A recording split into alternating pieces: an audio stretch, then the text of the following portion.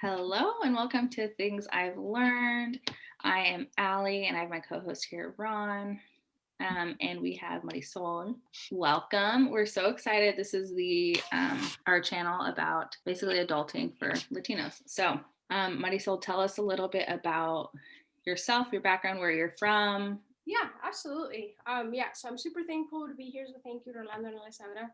I was born in Michoacan, Mexico. So I'm a Latina.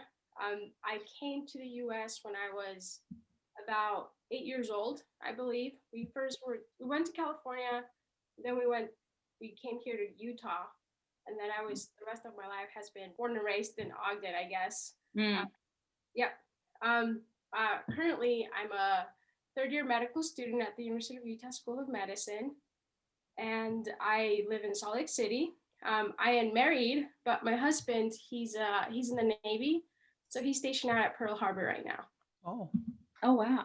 dang. Yeah, yeah. Very So with COVID and all of that, it's been a little hard to see him, but hopefully I can see him more. He is gonna restation and he's gonna go to San Diego next, so that's a little closer since Salt Lake City Mhm. doesn't have a huge pond. That's awesome. And for those of you who don't know, the program at the University of Utah is a really great program. So amazing, awesome on you for getting in because it's like a really good program. Thank you. yeah. Congrats on getting to medical school too. I heard that's a hard thing to do. Um, I feel like when I grew up, as I was growing up, I've never seen like any Latino, and then I never saw like a woman Hmm. be in the medical field, be my doctor. So growing up, it was kind of hard because you never like really know like, is this possible for me to do? And it is really hard. And I think that the only reason that I got into medical school and I got this far was because of like the people that I met, like finding mentors, finding like people to guide me through. And I think that's so important because yeah, growing up Latino, that pathway is kind of hard to see. You want to do something, but it's so hard. Like, how can I get the best grades? How can I like Hmm. do the requirements that we have to do? Because you have to do research. You have to volunteer. You have to have like leadership positions. So it's really hard. And then for us, it's especially harder because we don't have that guide that a lot of people have. So that's hard. But so finding mentors has been like I feel like the key to like getting to where I am right now. That's awesome. And for like your background, what did you study in college? And like before that, how did you, I guess, position yourself to like where you are? Yeah. In college, I studied chemistry. Um, Oh, gosh. yeah, I went back and forth between biology, medical lab science, and then chemistry. It was hard. Like also like picking a major. Like what do I want to do? Like what's gonna get me to like go to medical school? And I feel like you can do anything. You can literally do English. You can do dance, whatever. You just have to find like a really good passion that you like. And Hmm. I found my passion in chemistry.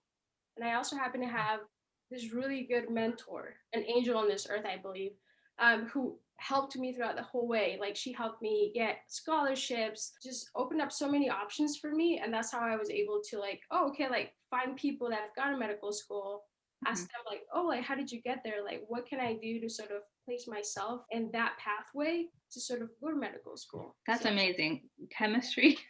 That's what I I was saying. literally, Like, yeah, I was like, literally last time I no, took chemistry was in high school. that's And even that, I was like, I can't. so I do have a question. Like going back to a little bit more, because you said you already have the mentality of going to medical school in college. When was the first time you actually was like, okay, I want to become, a doctor and get into medical school? I think it was during high school. There was this program, Avid. I got into Avid when I was in 10th grade. And then we had another really good mentor that I found in my teacher. And then she sort of like, we always did these activities about like, oh, what do you want to do? Like, when you grow up, like, do you want to go into the medical field? Do you want to do these other things? Do you want to be a computer science engineer? Like all of these things. So sort of that's what I started just thinking about what I wanted to do. And then I feel like every time I started to think about my future, I always kept the people that I really love in mind, especially growing up in Michoacan. I always kept my grandparents in mind and also the town where I grew up. Just medicine there, like at most, they only had like a nurse sometimes Mhm. to like take care of like a whole village worth of people's like health needs. So that's something that I was just conscientious about. just sort of in the future going back and providing some aid. That's interesting you say about you're thinking about your grandparents and everything. So like, because I wanted to ask you a little bit more about that. So what age did you come here to United States? Yeah, I came here when I was 7.5 or 8. Was there a particular reason why you wanted to come here to United States? It's just like a better life or a better living or? Well, so it's kind of interesting. So my parents, ever since we were young, we were mostly raised by our grandparents, just because they were here in the U.S., sort of working and trying to get us sort of a way to come here. Because my dad always had this vision in mind about his kids having a better future than he had. So he always wanted to work harder so that we can take advantage of those opportunities that were here. So he left here. He saw all these people just wanting to do what they did. So him and my mom worked in California and Washington State, just sort of watching these other people like sort of living their dream, like something that they liked. So he wanted that for us. What did your parents do, if you don't mind me asking? Yeah. So my dad and my mom, they were in California during the strawberry season. So they would pick the fruit, and then when it was like the apple season, they would go up to Washington and also pick that fruit. Wow, dude, it's really. Did they pay a lot or not really? I don't know anything about wages. No, so it's very little pay for a lot of work. Yeah, I was like, that's got to be hard, like hard work, and also like I'm sure long hours, and I'm sure it's really hot and like. Yeah. So it's one of like the hardest things. I feel like that work ethic that they like showed. I feel like it's super inspiring to me. Yeah, they would get up super early in the morning, work out throughout like the hot days, really super sunny days, and then come home like around like 7, and then get ready for the next day, which wasn't like in a couple hours. And it's hard work, like bending over like the things that it does to your back, to your neck, to all Yeah. So it's really hard work that they did. And then the outcome, just the benefits of that, is not very good. So you don't get paid very well for all that work that you're putting in. And up to this day, I feel like my parents have worked so much harder than I've ever had. And that's always so inspiring to me. It's awesome. I love hearing that. Yeah. What do you say, Allie? You want to ask something? No, I was just saying I love that too. That's because it is an inspiration. Like obviously, like your parents sacrificing, like to come here and like doing that hard work, then in turn inspiring you to like be who you are now. So that's I love that. So I was wondering because I want to get like a little time frame, build like an image for the audience as well. So your parents were being pickers, right? So were you still living with your grandparents during that time? Were you living in the United States as well while they were doing all that? Yeah. So for most of the time, I was living with my grandparents. And then I feel like for about a year or two, I was with my parents in California while they were doing that. Most of the time, we were just having babysitters just because they were out there working. And if an opportunity came up, they'll always take it, always be the first ones to take it. And then when I was about 8 years old or so, there was this program that was here in Utah, and I forget what it's called, but it was a program basically to get people that were working in California picking fruit to come and have jobs in like industries here. Yeah. To do the same thing in Utah? Yeah. So it was this program in Utah that I believe, and I may have this wrong, but I'm pretty sure they contacted them like field workers in California, and they were like, hey, we have this awesome opportunity in Utah where we're opening up jobs, and we would like to like have you come over and try these jobs instead because they have more benefits. They allow for like more opportunities. My next thing about to ask you is because your family or your parents were pickers, I'm pretty sure their income wasn't that much, right? So did you grow up kind of impoverished, kind of humble beginnings, or? Yeah. So it was humble beginnings. When we came here to Utah, I remember that we lived with my aunts and uncles, so there were about like 15 people in a rented household, just so we could afford the rent, afford food.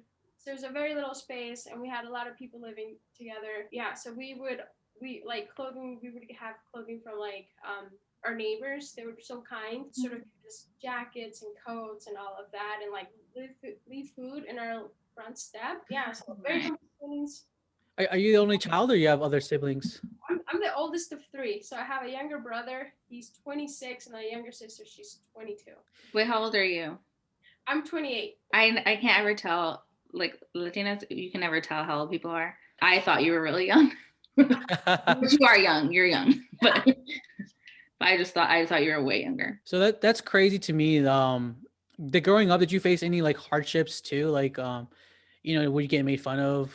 Because back in that time, I think wasn't as politically correct. So like the bullying's more apparent, and teasing and all that stuff. And Also, I wonder too, like I know Ogden's more prevalent with like Hispanics, but I think now there's more Hispanics. I don't know how many Hispanics were there like you growing up. Yeah, I would say when I started in second grade and it was an all English class. So yeah, me knowing all Spanish, they threw me into an all English class. I thought that was the hardest thing ever. I think I went home a couple times and I was like, Mom, there's no way I'm gonna learn English in this world, like in this life. Like that is so hard. Yeah, so it was mostly like a white based class. Mm-hmm.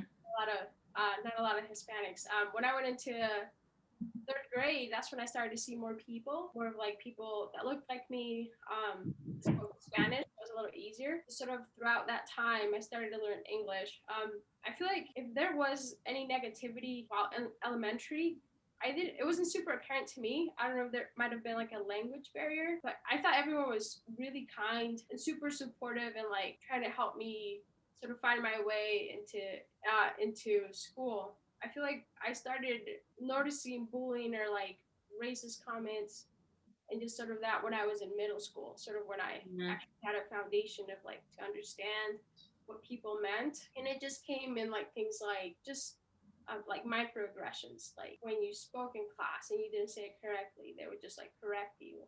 But not correct you in a way that's like helpful or constructive. It was just in a way that was kind of hurtful. And then you don't want to speak again. What you're saying, yeah. That's how I am with my Spanish sometimes. I know they're joking around, but like the Hispanic culture, they joke around, but if you say something wrong, they just tease you about it. Like, and it kind of doesn't want to make you want to speak Spanish no more because you're like, you don't look like a fool. But yeah, so okay, so I covered mostly like your early life, and then you decided to get into this program, which was offered by the school, was offered by another, I don't know if it was a church or an event that you found out about, or It was through the school, sort of when making your schedule, they talk about like, oh, like when you think about the future, this class is super helpful, and like finding mentors, finding guides to like, and oh, so the cool thing is that my high school was split up into like 3 programs. I think it was one based on like medicine and arts or engineering and something, and then the other one, which I have no idea, but I went into the medicine and arts. So with that, they started like explaining like, oh, within like this 1/3 of the school program, there's this class, and the teacher's awesome. She's helped a lot of people, and if you're thinking about going to college, we sort of recommend it just because they talk about ways in which you can improve your resume, your CV to start applying into college. So that's sort of how I heard about it. And I think it was a school-based thing. I'm not sure if it was also a thing in other schools though. okay. And through that program they kind of like helped you with like applications and like scholarships and like doing like the SATs and stuff, I'm assuming. Yeah. Did they give you opportunities? Because I'm pretty sure college is expensive. How'd you like financially afford it? Yeah. So for college, and it's always like finding those people. Like I've been having this luck that I just find these people that are so vital in my life. I had this counselor. I don't remember her name, and I've actually been trying to reach out to her or trying to figure out the name so I can reach out to her. I sat down with her one time and we started to talk about, oh, like, have you thought about college? Have you thought about what you're going to do, or like how you're going to pay? Because yeah, it's expensive. And then she had a sheet of like scholarships that were available. She said, hey, there are these scholarships. And the thing is that not a lot of people know that there's help out there. Like there's financial aid and there's scholarships. And we happen to come across this really great scholarship. I think it was called the First Foundation Scholarship. That was like specifically for first generation college students. Oh, wow. Yeah. So I applied to that. We applied together. She helped me a ton just because it's really hard to do it by yourself. So she helped me. We sent in our application, and then I happened to get that scholarship, and it was a really, really great scholarship. So it was a full tuition 4-year scholarship, and then they offered the first year with room and board. So that was really great. Oh my gosh, that's amazing. That's great. When you applied, were there any like? Oh, I'm sorry. This is a question. So I'm assuming you were like a straight A student, or no? Yeah. A little. So yeah, good grades. Yeah, good SAT score. And when you went to college, did you find any difficulties in college actually? Like, had scholarship, you had to maintain a certain GPA? Yeah, so yeah, grades. I did in high school. My grades were pretty good. My ACT score wasn't that good. I played soccer in high school. I tore my ACL, so I blew out my left knee. I had to get surgery, and then the day after my surgery, I took my ACT exam, which was terrible. Oh my My gosh. leg was all down. I needed to be elevated, but I had to take this exam. So I was all drugged up medically because I needed to. So I took my ACT, and then my scores were pretty average. Like they were okay, but that was enough to get me in. Mhm.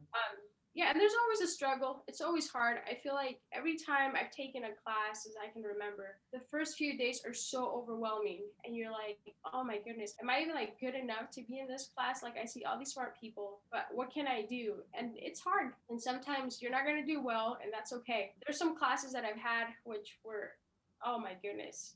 For chemistry, I had to have this. I forget the name of the class, but it was one of the hardest things that I've ever done. I tried so hard, and I ended up with a C, and I was so devastated. But I think that the thing that they don't tell you is that it's okay to fail classes in college. It's okay to not do well, and that even though that happens, you can still go to medical school. You can still do whatever you want. I feel like the thing that I've learned in medical school and just getting in is that it's okay for you to fail. It's okay for you to have a hard time. What they really want you to show is that you can get back up and that you can like retake the class and do better. That you can, even though you had this hard time, that you sort of showed a way in which you could overcome that, which I think not a lot of people know. A lot of people just want to have it be good from the start, get A's, A's, A's, and that's not always going to be the case. You're going to fail, and I think that's so important that you fail just because you learned so much. I feel like from the classes that I really struggled in, from the things that I've done and I really struggled in, that's where I had sort of the motivation or found the discipline to keep going. That's actually an interesting thing you brought up. Like you got a C, and I know for medical school, you have to have like majority A's or at least one couple B's, a good GPA. So when you applied to medical school, would they like, why'd you get a C here? Or did they not take that into account? And then just like, how does the whole applying to medical school work? Like you finish college and like, do you apply before like your junior year of college? Like by senior year of college, like how does that work? Yeah, so there's a couple ways. So you can apply the year before you graduate, just because if you do that, then when you graduate in like May, you can start right up in the fall, sort of in August. I took a 1 year gap, so I graduated, and then I took a year to sort of work as a clinical study coordinator, and just to get to know more patients, get to know more people, sort of learn more about the field. And then I started a year later. So you can either do that, like apply just the year before you're about to graduate, or apply in your gap year so you can just start that next year. That's cool. And I know for med school you have to take the MCAT. How was that? How was that preparation like? I'm assuming it was awful, but Look at her face. She's like, oh yeah, man. she was already like, no. PTSD nightmares. Oh my goodness, I am not a fan of that exam. That was a really hard exam, and I think the thing with the MCAT, I honestly think that it has a lot to do with the resources that you have. Mm-hmm. There's classes out there that can, with tutors and all of this, that can really prepare you and sort of show you the way that you can organize your schedule, so you can study. And if you're still in school, sort of dedicate time to your like the grades that you're going to get to apply, and also prepare for the MCAT. But it's expensive. Like some of these courses are $1,000, $3,000, which I didn't have, and a lot of people don't, which is really unfortunate. They're just really expensive. So I ended up getting books from my friend. So he took the class.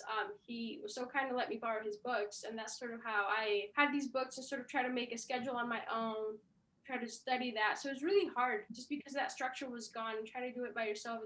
It's tough. So my scores were not super great. I'm gonna be super honest. I got like the bare minimum. I got the average score that you would need to apply, and it just depends. Some medical schools require sort of an average that you have to meet in order to apply. If anything's below that, then they just discard your application. So I had the average for like my school that I wanted to apply. So I was super thankful because I did not want to take it again. And it's always a gamble, just because you can apply with those scores and they might be good enough and they might not. So the way I applied to medical school was kind of tough too, or not tough, it was interesting. So I did the early admissions program, which meant that I only applied to my school that I wanted to just that one school. By doing that, I would let them know like, hey, I'm really interested in your school. I really want to come here. Um, and I'm gonna hold off on applying to all these other schools just so I can apply to your school. That's what I was gonna ask, is if you applied to a bunch of schools. That's Yeah. Yeah, because that is a gamble. Because Yeah. you aren't sure if you're gonna get in. Yeah, so that was a huge gamble. And I did that just because my MCAT was pretty average. There's nothing outstanding about it. So I didn't want to apply to all these other schools just because one, I didn't like it's expensive again. But the more You have to pay the actual fee Application. to apply, which is another, that makes me. How much is it? Yeah, it was either $50 or $100 for a primary application. No, it was $100 for just to apply for like all the schools. After that, they give you a secondary. So it's a secondary interview, not a secondary interview, but they give you a secondary application in which you can apply to that certain school, and that's where like each of that was about $100. So if you got secondaries from 18 schools, then you have to pay $100 for each school. Wow. So it's Just really wild. So I did the early admissions program just because I didn't have that good of an MCAT score. I had all of these other things, but I didn't know if that was going to be enough. So I did that. And the thing with the early admissions program is that you apply, they give you a secondary, they give you an interview, and after that, they let you know by a certain deadline. For mine, it was October 1st, if you got in or not, or if you got waitlisted. And if you got waitlisted or you didn't get in, then by that time you're allowed to apply to all the other schools. But by that time it's too late, just because all these people, as soon as that application opens, a flood of applications go through. So by that time it would have been way too late and you would have to wait for the next cycle. Yeah, it was a gamble. Did you do anything to make stand out? Like, did you write a letter? I don't know, community service? Yeah, so to stand out, so there's a couple of requirements that you need. You need a shadow, you need a volunteer, you need to do research, you need a leadership decisions. For me, I volunteered a ton, I did research a ton, and then I love to teach. So I was a TA for anatomy, for chemistry, for general chemistry, organic chemistry, Oh, wow.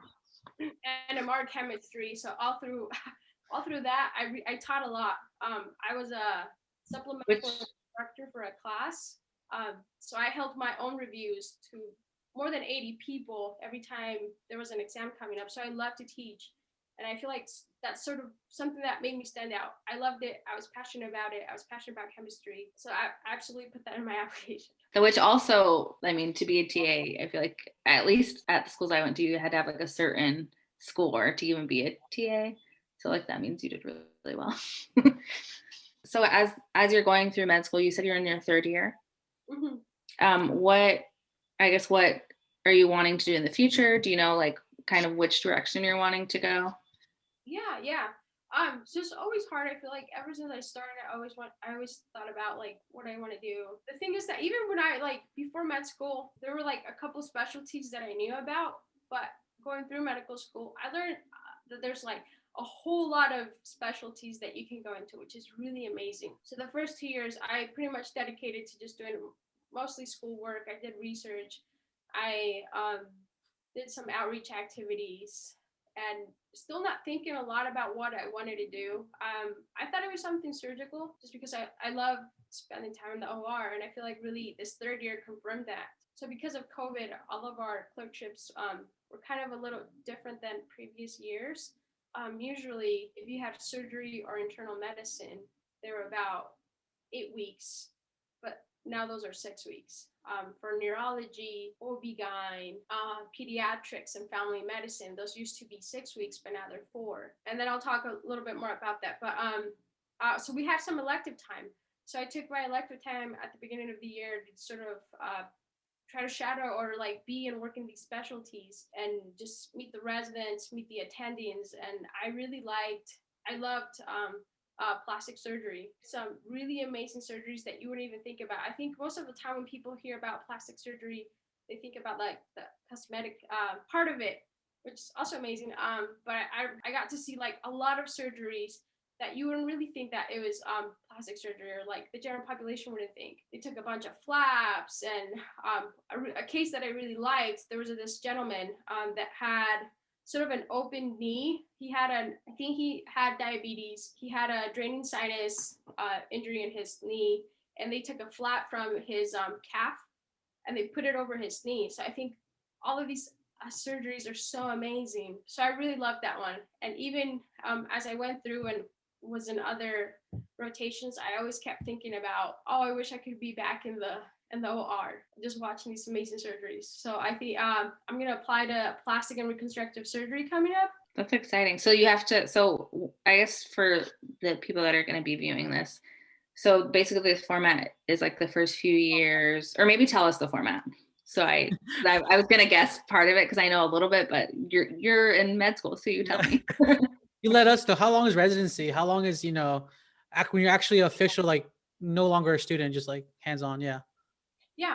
So medical school is a 4-year program. The first 2 years is sort of just didactics in which you can just get to know like all the body systems, the cardiovascular, the pulmonary, the GI.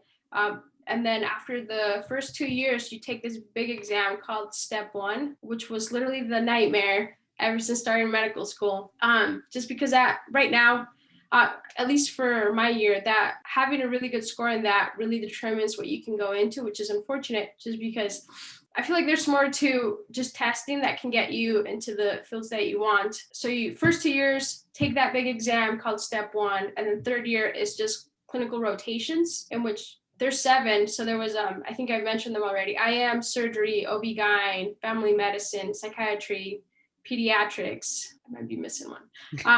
Psychiatric. Yeah.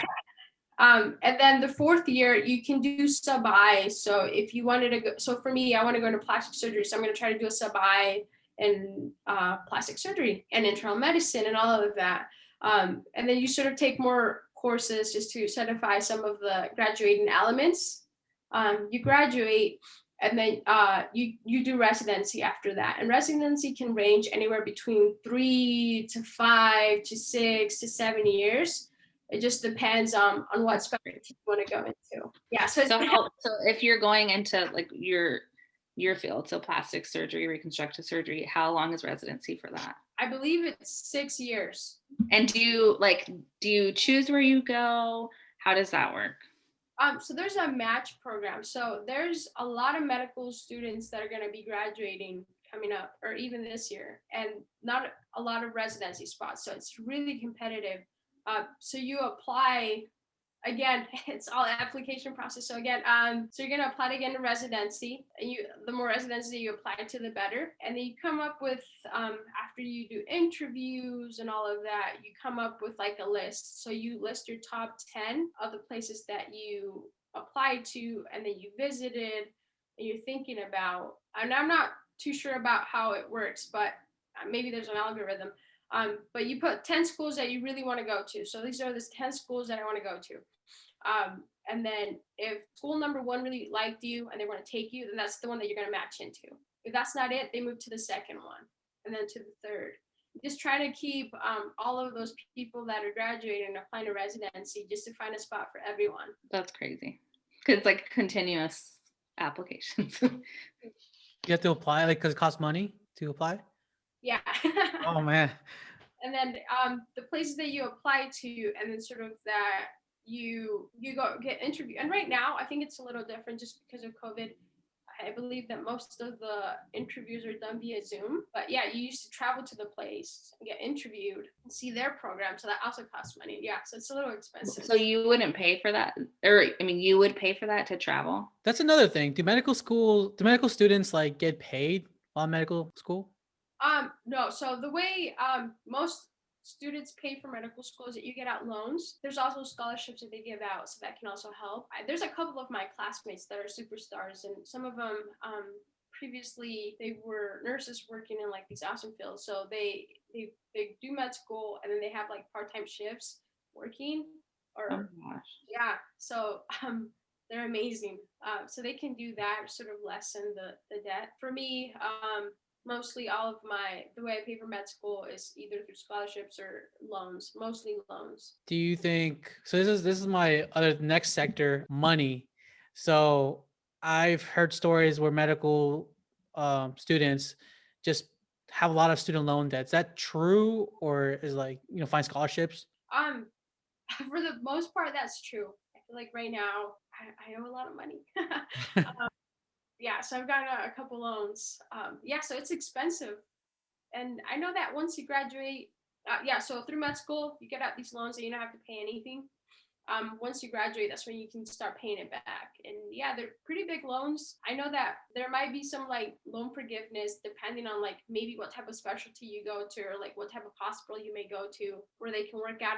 I don't know. I honestly don't know. But yeah, so right now, the loans that I've gotten, I'll just start paying those off right after I graduate. And I don't really know a ton about loan forgiveness, but I think there's some programs out there that might have that. So once you start residency, that's when you start getting paid? Yeah. Yeah. So med school, you don't get paid. And yeah, once you start residency, that's when you start getting paid. Do you know like maybe an average is like of what you would start with? And then like once you're out of residency, what like that salary is? I honestly don't know. Yeah, I'm going to be super honest. I don't know. How much does a surgical or whatever the field you're going into make, like an average? I think it depends on it depends where you are. I think that's a huge factor. And it also depends on many years of experience you have, how good you are, the hospital in which you work in. So I think it can vary by a ton. Just based on Google, it might be like around 250 a year or so, a little maybe less than that, maybe more. Oh, it's interesting. I thought surgeons make like a lot of money. And I think I think you could. I honestly haven't thought too much about that, and I'm not really sure. And this is just based on like Google. I was just like, I feel like that's a big amount, 250. Okay, like starting, even if it was like starting the first few years, I think. So the reason I asked is because okay, excuse me for being ignorant and everything. I get my knowledge through movies and through TV shows, and I know the Marvel series. I don't know if you watched that. Doctor Strange. He was like making like bank, and he was a surgeon, right? I don't know, that's where my mindset was going. Like when I asked that question. So that's an excellent question. I'm pretty sure there's people that can make up that much. There's some people in the hospital where we are. There's this online thing that you can search up people's salary, and some of them get close to almost $1 million. Wow.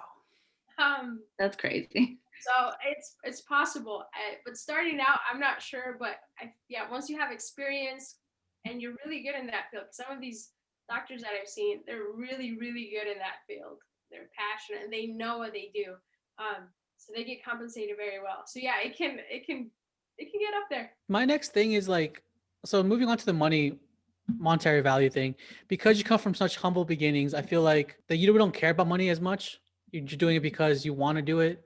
Is that correct? Yeah, absolutely. And what does your family think about you entering? First of all, what did they think when you got accepted to medical school? Like that's a huge accomplishment of itself, Oh my goodness, my family are my number one supporters. I feel like it takes a village to get anything done, and their support, their love has always been there, and they've been super proud of me. They tell me every time, and it's kind of funny. Every time like we go to like family gatherings or like social things, my dad and my mom always be like, oh, like, have you seen my daughter? She's like in med school and she's gonna be a doctor, and just like, oh, if you have like anything wrong, like you can reach out to her and all that. It's like, I'm not. You're already building your practice. Yeah, practice, and it's just like they're so proud. They're so happy, and it's like it's teamwork. I couldn't have done it without their help. I couldn't have done it without like the millions of people that have helped me with everything. So yeah, they're super proud. They're happy, and then they're excited to show it. I guess to end things, first of all, thank you so much. Yeah, thank you. We really appreciate you. Like your story is amazing, and I think it's going to be really inspiring for people to watch this. So for those watching, what would you say to a Latino looking to get into med school? Any advice? I would say It's okay to fail. We all do it. We're all gonna fall. It's part of life. We're not gonna have the best grades, and there's other things that you're gonna think about that you might be wondering that is this the reason why like I'm not gonna achieve my dreams, and it's okay. It's okay to feel down. It's okay to fall, but you always have to get up, no matter what. You're too scared, and if you're too scared to like send an email, don't be. Send that email. Bother that person. Get in touch with that person. Find your mentors. Find those guys that are going to be so vital to you following your dreams. We can't do it alone, so find those people. Don't be afraid to reach out. You're not bothering them. They want you to reach out, so do it. Find those people. Work hard. Be dedicated. Don't rely too much on motivation because motivation can come and go, but be disciplined, because if you fall, if you have that discipline, you can get back up. So rely on discipline over motivation. I love that. Yeah, that's awesome. That's a good I quote. know, I'm like, this is good for me. Yeah. I'm not even going to med school. This is awesome. Great. Thank you so much. Thank you. Again, thank you guys for watching. Thank you for coming, Marisol. It was great getting to know you. If you want to hear more about kind of what we're doing, other people that we're interviewing, you can follow us on our YouTube channel, Things I've Learned, on our Instagram, Things_I've Learned. And we also have a podcast called Latino Secrets on Spotify and all major platforms. So You guys. thank you. Thank you, Marisol. Thank you. Bye.